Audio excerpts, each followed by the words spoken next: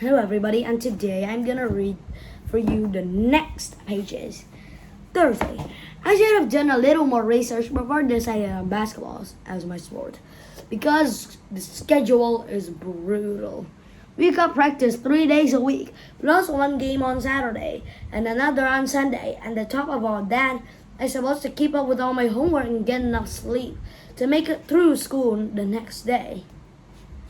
It's hard enough getting sleep without a racket outside my window every night. That's because we put up a basketball hoop in our driveway. When I made the basketball team, Mom went out and bought a backboard and hoop for above the garage. And I guess she was hoping I could put up extra shots on the nights I didn't have practice. But I haven't taken a single shot in that thing, because the second it went up, the teenagers in our neighborhood saluted. See, that's the problem of basketball. So, choose your sport. Ever since they took down the outdoor hoops at our school, there have been a lot of places where kids can play. So now they come to our house, and the dad has to park down the street when he gets home from work. Lately, Mom's been trying to give them a hint it's time to go home by flicking the lights above the garage on and off. But a few nights ago, Mom turned the lights off when it got dark outside. But those guys were prepared. They set up a generator and lights in no time. Last night, Dad reached his breaking point and called the cops. We were at the house 3 minutes later. But it turns out the cops like basketball too. We had kind of given up trying to stop people from using our hoop. But I guarantee you that the people that there's nobody out there, we're taking that thing down.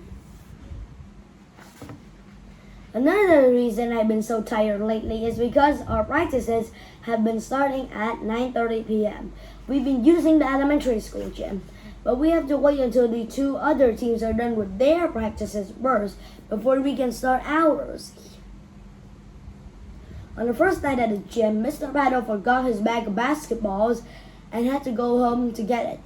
And while he was gone, Darren Woodley noticed the phys ed closet was open. So we went inside, and there were all sorts of fun equipment in there, like pogo sticks and hula hoops, and even a giant parachute.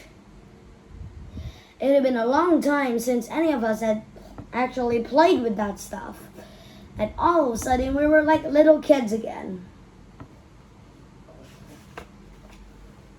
We even made up a whole new game with plastic bowling pins, with four-wheel scooters and some giant plastic bowling pins. And it was actually way more fun than basketball. When Mr. Paddle came back with a bag of balls, he shut our game down. Tweet. Mr. Paddle told us we were here to play basketball and not to goof around. And he made us put everything back in the closet where we found it. I've read that basketball started out with a bunch of guys horsing around with a leather soccer ball and a peach basket. And now it's possible all over the world. But if their coach has been anything like Mr. Paddle, it probably never would have happened.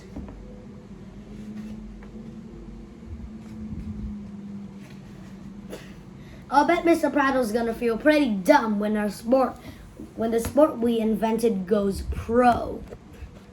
Once we finish putting all the equipment back in the closet, Mr. Praddle lined us up at a full line to practice free throws. And even after he showed us the right way to shoot, most of us couldn't get the hang of it.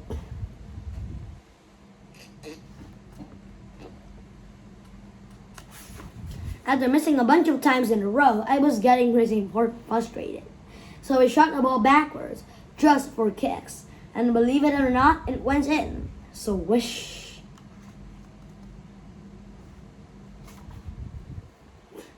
But Mr. Paddle shut that down too. He said we're not gonna improve until we're taking things more seriously. I tried to explain that it was better than shooting backward than forward. Maybe the way he was teaching us was all wrong. But I guess Mr. Pato was being I thought he was being a smart aleck. So he made me run sprints until the end of practice. But Mr. Pato, on the first few nights, has just worked on stuff like dribbling, passing, and shooting. But at the beginning of last week's practice, Mr. Battle said we're gonna scrimmage. Everyone was pretty excited to actually play. But right when we were about to start, a group of men my dad's age walked into the gym. One of those guys walked up to Mr. Paddle and said, "We're gonna have to get off the court because the men's Legu had the gym booked at 9:30 every Wednesday night."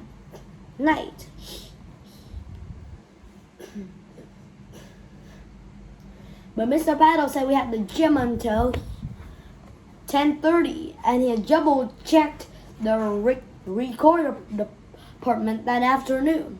Things started to get a little heated. But then Mr. Paddle came up with a solution.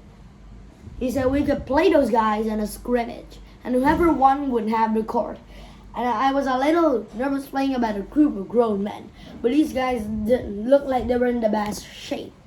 So we might be able to take them. It took a long time for the men's Legu to warm up. I thought they were just getting cold feet and they were stalling. The men's Legu not have been super athletic, but they knew how to play. And they totally made fools out of us. The whole time, and they never stopped talking. And they meant they were really getting inside our heads. "You retry teach. I'm breaking ankles out of here. I'm calling bank." The person who was getting most frustrated was Preet. And I could really tell he wanted to stick it to these guys. When they had figured out that Preet was our only good player, they were all around him. At one point, Preet stole the ball and sprinted to the other end of the court, which should have been an easy layup. I think Preet wanted to make a statement because he decided to dunk it. I was pretty excited to see Preet throw it down. But I guess he needs to grow a few more inches before he's ready for that. Clang! Preet landed awkwardly on his ankle.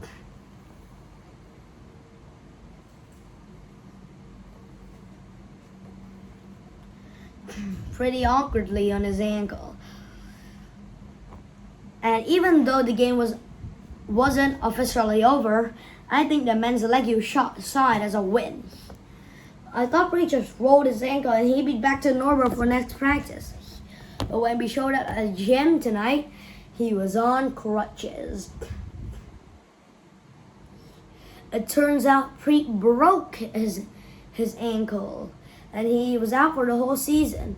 And it's bad news for the rest of us because without him, we were only toast.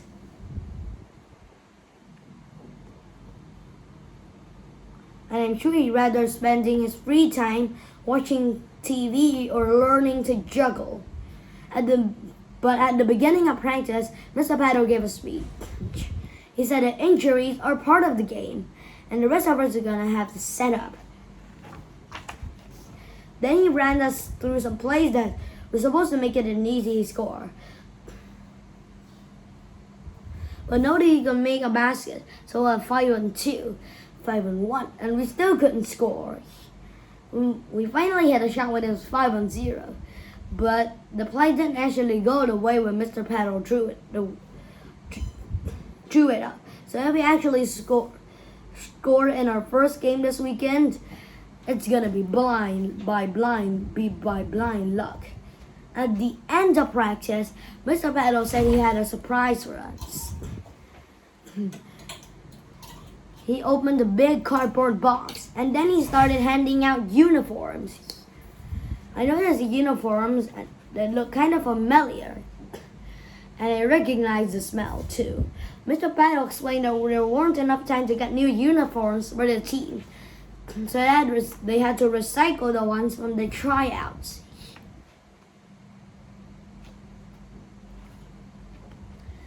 Today our first game of the season, and it was at the elementary school gym.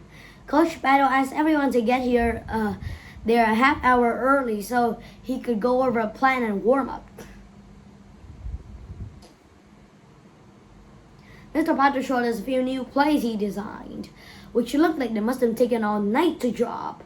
Because I hope the other guys in the team understood what the little symbols were supposed to mean. But it was a complete gibberish to me. So that's the end.